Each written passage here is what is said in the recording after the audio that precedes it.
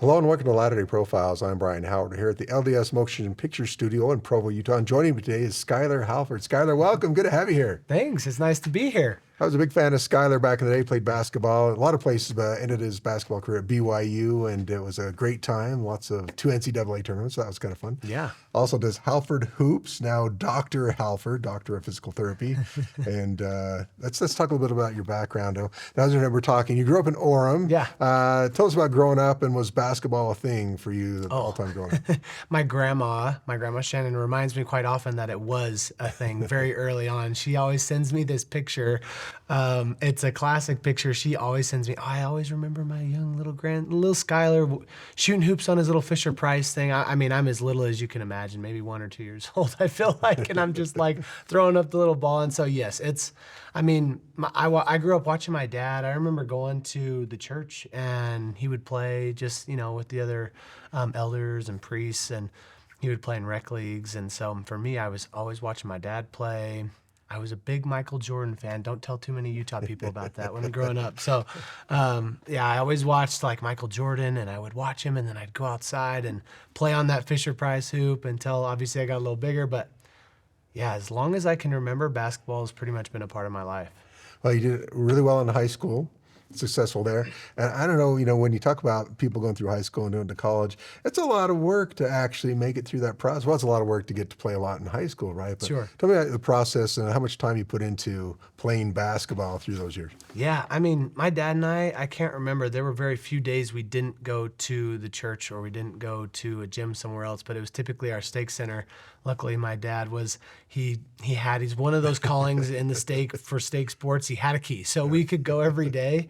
And every single day, we would be at that gym. And I was very fortunate and lucky. My dad made us kids a priority, like early on, just even when I was little. I mean, every single day he was there rebounding for me, getting shots up. And yeah, I mean, growing up, my story's always been, I've always been too small. Not athletic enough, not fast enough. I just wasn't. I mean, people still look at me and they're like, "Wait, you played basketball at BYU?" Just like, yeah, I know, I'm not the biggest guy, but yeah, like my dad just every single day we'd work, and it was just that daily consistency that I felt like got me through to playing at a high level in high school. And I didn't get right to BYU. That was my goal, but I didn't get right there. There was other stepping stones. Walking on at Utah State, and then going on a mission, and then playing at a junior college. And so it was a process, but early on, I just remember being in the gym with my dad all the time. Yeah. Well, let's talk about that. So you're playing in high school. When does, college now say, okay, that's an opportunity? And people came knocking, but you chose to walk on at Utah State, so let's talk about that as well. But how was that, okay, I'm good enough. People are asking me about playing at college. That was got to be a pretty cool feeling. Yeah, I mean, in high school, I remember, Dave Rose coming to some of my summer basketball tournaments, and I never played well in front of Coach Rose ever. I swear, I still to this day, I remember asking him in his office when he offered me a scholarship, do you guys remember that game you came to? I was 1 for 10, played really poorly. Anyway, so I had some coaches who would come to games. I played really well, all growing up. That was my thing. That's what I was known for. And so, yeah, having some coaches come and some people say hey, you got a chance at this. And I always believed in myself. That's just how I was. I knew if I put in the daily work, big thing for me was how am I any different than anybody else who's ever made it? Just because there's 24 hours in a day. I always used to tell myself that everybody's got the same 24 hours. If someone else can do it, so can you. Yeah. So that was a big motivating factor for me to get there. Why did you choose to walk on at Utah State? Yeah, so coming out of high school, like I said, everybody's critic on me was, he's too small, he's not fast enough, doesn't jump high enough. And so I didn't have a ton of opportunities coming out of high school. I mean, I was the second leading scorer in the state, and I was like, I deserve more, as this high school kid, what in the world's going on? And I had this perception of it's Division I basketball or nothing. Yeah. And I had some junior college offers to, it's USU Eastern now, but it was CEU Price back then, and had an offer to go there. And then there was another junior college in Midland, Texas that had offered me. And I was junior college, I'm better than that. And my inexperienced mind just was like, I want to go Division I. So I had a good relationship with a guy named Chris Jones, who was at the University of Utah. And then they had a coaching shift right as I was coming out of high school. And he ended up joining the staff at Utah State. And he had been kind of recruiting me and telling me like, hey, we have a walk-on spot for you. We don't have a scholarship for you. And then when he went to Utah State, he's like, yeah, you can come. You'd be a preferred walk-on. You don't have to try out. You're on the team, but we don't have a scholarship for you. And so I was like, Division I, that's me. I'm there. And so I made that decision. And for me, I decided to like put a mission off for that 1 year so I could get some experience, get my foot in the door. So when I got back from my mission, I would, hopefully have an opportunity to play somewhere as well.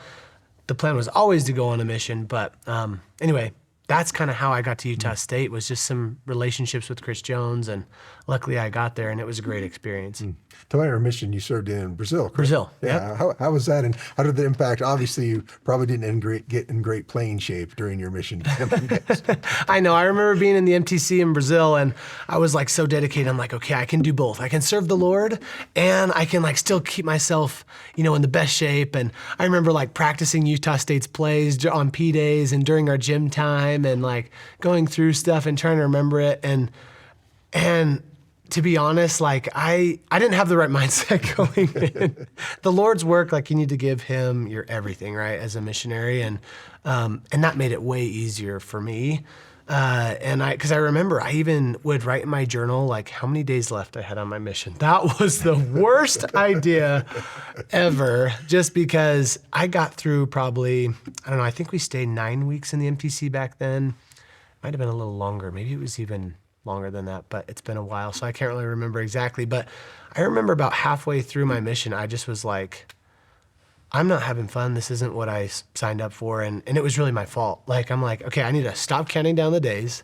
I need to stop worrying so much about basketball when I get home. And I need to remember the Lord's promise, like he'll take care of you. Put the kingdom of the Lord first, and everything else will be added to you. And that for me was like where I realized I need to make that change. And when I did, the mission was so much more enjoyable. Everything worked out when I got home. I mean, I couldn't see that then, but the Lord always has a plan. So, yeah.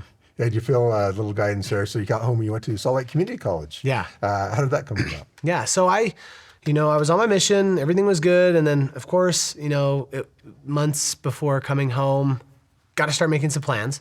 So my parents were reaching out to Chris Jones at Utah State and like, hey, like the conversations we had before was like, you really liked Skylar the first year and you'd really like to have him come back and even potentially on a scholarship. And I was like, great. So about 3 months before I got home, Coach Jones was like, and I love Coach Jones. I don't ever want to think anybody thinks like, just because he's saying these things, I was upset at him. But he was just kind of like, yeah, we don't really have that scholarship like we thought, but we'd love to have you walk on again. And I was like, oh man, I'd really love to get my schooling paid for. Is there any way you could figure out somewhere I could go where I could get a scholarship? And he's like, yeah, we have a really good relationship with Salt Lake Community College, and they're a really good program, which they always have been. I mean, they've won national championships, done really well. So they basically set me up, said, hey, we'll talk to the coach there. And Coach Todd Phillips, who's now at Utah Valley University, was the head coach there at the time and brought me in. And I had a relationship with him because I played on some AAU and club teams with him. So it was nice. Like, I mean, I had a relationship with the coach already. They'd set me up. I got school paid for. And that's kind of how I ended up at Salt Lake Community College. Well, very successful. Ended up being a junior college All-American first teamer. Scored a lot of points. Did you have fun? Was it a good experience for you? It was a fantastic experience. It was an amazing experience. It really helped open my eyes that like Division I's not the only good thing in this world as a basketball player. And junior college had a ton of competitive teams and players, and I was able to develop really, really well, made some great relationships, and just, again, I just kept saying, I'm going to make it just one day at a time. And just with the help of coaches and teammates and really good coaches and really good teammates, and obviously the Lord's help, I was very, very lucky to get to BYU actually. But yeah, that was a very pivotal 2 years of my life that helped make everything else work out. So how did you land? So the downside of 2-year programs is that they end, and you still got a couple of years of eligibility, right? Yeah. So you got to go someplace. How did you end up making that connection and heading to BYU? Yeah, so, I walked on and was a red shirt at Utah State. So, yeah, I had 4 years left after my mission and spent 2 at Salt Lake. And so after my first year, I was going to go to Idaho State, actually. I was really still eager to get back to a Division I program. I mean, Salt Lake Community College is great, but junior college has its difficulties and challenges, right? Where we'd be like having pregame meals in bowling alleys, and we'd be taking small little buses to try and get to our games. And I look back on it and I laugh because they're such fond memories. But in the moment, you're like, man, I want the nice stuff. I want the charter planes. I want all the, Sure. But I was going to go to Utah State because I wanted to leave. But I remember finally, like I'd come to my senses and said, I got to make a decision. I'm just going to do it. I'm going to go to Idaho State. And that very day, like, I remember being on the floor, and I don't know what the right word is, maybe anguish. Like, I just felt a complete, like the scriptures say, like a stupor of thought and confusion. And my parents were just like on the outside looking in, and they're like, Skylar, are you sure this is right? Like, look at how you're acting. And we talked through it and ended up having my Salt Lake Community College coaches come down and talk with me and kind of talk some sense into me. And they were like, look, Skylar, there's like a 1% chance you're going to go to BYU. Like, I know that's your dream, but like all the scholarships have been used. They have them planned out. And even if you come back next year with us, I cannot promise you that you're going to have an opportunity to go there. And I just knew that that was something in my heart that I really wanted. And going into my second season, I ended up going back to Salt Lake. And that was the year that they made the age change for missionaries. So I believe it was the October conference that year. And so they made it so missionaries could go earlier, right? And they were 18. And that was literally a miracle in my life. And sometimes, man, I'm even just getting a little emotional. I don't mean to, I'm sorry, but it's been so long that this has happened. But I remember where I was sitting when that happened. And I remember not too long after that, there was a tournament we played in. And I was the MVP of that tournament. And then I got my first phone call from a BYU coach, Coach Tim Lacombe. He called me, and I think I have my old phone that still has the voicemail on it, but that he left. And it was because one of the players that they were going to bring in decided, okay, I'm going to actually go on a mission right away, which opened up one scholarship. So it was a miracle, and that scholarship ended up being the one that I got. So, not seeing what was ahead and not knowing how it was going to happen, trusting in the Lord and just knowing that if I didn't get to BYU, there would be just as good of an opportunity, if not a better one. But that was, like I said, that was a pivotal moment in my life where the Lord just had a plan for me, and I just kind of took it day by day, and then it got me to BYU. So, but once you got there, very successful career, a lot of three-pointers, a lot of shooting going on. Successful teams, NCAA tournament teams. Yeah. What was that like? Obviously very memorable to go ahead and have successful teams, good teammates, and make it to the NCAA tournament, which so many people never do, right? Yeah. It doesn't happen. Yeah, that was a dream. Yeah, I mean, I got to go as a walk-on at Utah State, but obviously didn't get to play in it. But then finally being able to play in it at BYU, yeah, that was just a dream come true and a blessing. And I mean, even my junior year, my kids wanted to watch one of my games. So the other day we were watching it, and I remember it was early on in the season. We were like 8-7. And I remember watching that, and I was like, how did we make the NCAA tournament? Anyways, but yeah, so it was like ups and downs, and we came out on top in the end and were able to make the tournament. Unfortunately, we didn't win our first game, but making the tournament was definitely memorable, and just learning the whole system of the Division I program and being with all these superstars. I mean, everybody on the team was basically the best player wherever they came from. Yeah. So it was competitive. So there were a lot of challenges. It wasn't just bed of roses or, all rainbows and sunshine, but learned a lot, and it was an amazing experience for sure. Well, you wrap up your career there, and you have options, right? There's actually opportunities to play overseas, which can be decently lucrative, right? And you still get to play basketball, but you chose not to. What happened there? Yeah, my wife and I, we had just gotten married right after I graduated, and we had to make a decision whether we were going to go or not. I mean, when we were dating, we talked about, like, that's one of my goals. I want to play professional basketball. That's what I want to do. And had an agent and set that all up and was working to that goal. And then the time came where the scholarship, the offer to go play overseas was presented to us, but it wasn't as good as we had hoped for. But for me, I was like, oh, let's just do it. Like, I don't even care. I just want to do it, and maybe something good will come of it. But my wife, this is why Heavenly Father and why the prophet has said, listen to your wife's input because it will greatly improve your own output. And I found that was very true in that moment, not knowing though myself. But my wife just had more wisdom in that time. And we prayed and we fasted and we went to the temple and we did all those things that we need to do and we felt like we needed to do to make a good decision. And I remember thinking, okay, yeah, this is what I'm going to have to do. But man, this is not easy. Like, I wasn't looking forward to calling my agent and saying, you know what, thanks for all your hard work all summer long. But I think this dream that I've had my whole life, I think I'm not going to pursue it. That was challenging. I mean, to be quite honest, I remember being on the ground just crying, for probably 2 days straight, and not really fully understanding in that moment why, but knowing that that was the answer that I had received. But now, knowing now what I know and having the kids that I have and the job that I have, being a physical therapist and running my business there and doing my basketball skills training program and being where I'm at now, I realize that that was the right decision, even though it was the harder one. But a lot of it came from my wife's wisdom and really helping me see what I needed to do. Yeah, always good advice. Listen to your wife carefully. Yep. Yes, definitely. So now you have Halford Hoops. You decided to be into physical therapy, a doctor of physical therapy, so Dr. Halford. How did how did that come about? Was this an obvious path or something you had to search around to find? Yeah, so basketball, it was easy because I had a mentor while I was at BYU who helped me. His name's Paul Peterson. He coaches at Wasatch Academy now, and he trained and coached me and as a skills trainer when I was at BYU.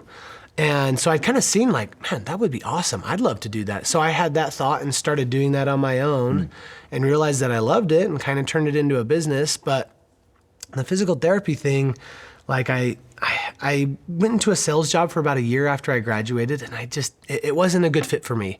Lots of great learning there, but I just still hadn't found the thing I wanted to do long term. And I remember a conversation I had with a counselor when I was in 7th grade. And she's like, it was one of those meetings like, okay, what do you want to be when you grow up? And I'm like, oh, professional basketball player. Are we done? She's like, no, you got to give me a backup plan to that too. I'm like, no, there's no backup plan. And then anyway, she's like, no, really, before you leave this office and then before I can sign off, you got to give me a second option. So I had been to physical therapy, like for basketball, for a couple ankle sprains, and it was a great profession. I thought it was great. And so that was kind of my backup. And so I was like, well, I'll go into physical therapy school. So I went back to school, got prereqs done at UVU, ended up getting in at Rocky Mountain University. And I just kind of kept going. And I said, Heavenly Father, like, stop me if I'm not supposed to keep going on this path. And he hasn't stopped me, and I've loved it, and it's been great. And so Halford Hoops kind of evolved to Halford Hoops and Precision Therapy, where we do basketball skills training and the physical therapy kind of together. And it's been great. So that's kind of how it came about. But just kind of taking it one day at a time, and the Lord hasn't changed directions on me, so I'm still doing it. Yeah. So let's talk about a little bit more about that. So you do the training, physical therapy. Give me a day-to-day for, Halford Hoops and Precision Therapy. Yeah. So like today I'm going to go in after this and go see some of my patients. I have 2 satellite clinics, so one in South County in Mapleton and one in North County up in Highland. And I'll go down to my Mapleton location today and treat a few patients. And then what is today? Thursday? Friday. Friday, yeah. Friday. Well, I can't keep track of the days. But Fridays are usually not my basketball days, but Saturdays are. So I'll do like about 4 hours of basketball training on Saturdays. And then Mondays I have a group that I do. So it really honestly, it just alternates day to day. I have, sometimes I'll do both. Like yesterday I had PT patients throughout the day. And then at night we had a skills training session for our high school athletes down in Mapleton. So I love it because I get to do a little bit of both, and I love basketball. I don't want to ever really it's hard to see myself not doing something involving basketball. It's just been a good thing for me. It's taught me a lot of great lessons, and I want to teach those lessons to other kids as well as they develop and grow up. And so, Monday through Saturday, I'm pretty much working, and then Sunday is the best day ever. It's the day off. A little day of rest. A day of rest, exactly. How does your experience inform you when you're working with these young men, young kids who are trying to be, they all have the same stars in their eyes. How do you help them out and kind of coach them along as they're trying to improve their skills? How does that work for you? Yeah, it's a challenge in some ways just because, the percentages, the numbers don't lie. It's like less than 1% that people go and play collegiately or professionally, and even varsity, like you had mentioned, even getting to a varsity high school basketball program and making the team and being successful is challenging. So does every player that comes into Halford Hoops and Precision Therapy, do they make it to a college team? No, like that's the reality of life is it doesn't always happen that way. And what I try and teach the kids is that your identity isn't wrapped up in becoming or not becoming a basketball player. That's over the last few years, that's what I've really tried to focus on. And because it's hard. Like I have kids who don't make high school teams and they come to me and they are devastated. Like the world has come to an end. Sure. And because their whole life, that's all they've ever done. And that's what they've all ever seen themselves becoming. And when it isn't it, then they have to deal with their friends at school that are like, oh, you didn't make the basketball team? Sure. And it's like, well, now who am I? And so it's just understanding, I think, and keeping those kids understanding that basketball is a tool to help you learn life lessons. And yeah, maybe you get to go on to play collegiately or in high school and you continue to just learn lessons. And just taking those lessons and making sure you apply them to your life, whether it's hard work or consistency in your work, or whether it's being able to try and overcome challenges and difficulties like that. That's life. Like you're going to have your ups and downs, and you can't wrap yourself up in whatever thing that is that you're progressing to. It doesn't have to be basketball. It could be even a career. Like sure. I'm not a physical therapist. I'm not a basketball coach. Like I'm a father. I'm a son, I'm a husband, I'm a child of God. And I think like understanding those principles are very, very important because it helps keep the grand perspective in front of you so that you don't get into what some of these kids these days, they get into depression, they get anxiety, and those can be very, very serious things for kids who are in junior high or high school. And I want to just make sure that those kids don't have those problems and that they can still see that their life can be something amazing, even if they don't play a collegiate sport or they don't become famous or whatever they're wanting in life. There's so much more to life than just those things.